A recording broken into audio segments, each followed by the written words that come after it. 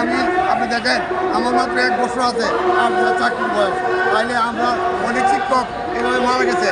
আমরা 2019 সালে ফরিদপুরের এই আড্ডাটা স্কুলের প্রধান শিক্ষক জাকির হোসেন স্যার, উনি ডেঙ্গু জ্বরে এই 58 দিন অনশনে থাকিয়া ওনার ডেঙ্গু জ্বরে উনি মারা গেছেন। আমরা এইভাবে বৈষম্য শিকার। আমরা 58 দিন অনশন করার পরেও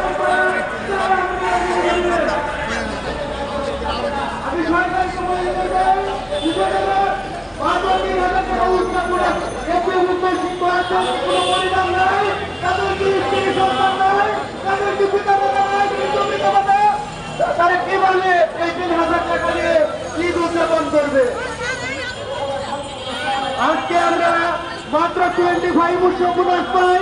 এই 25% উৎসব বোনাস 12,500 টাকা বেতনে আসে মাত্র 3,100 টাকা।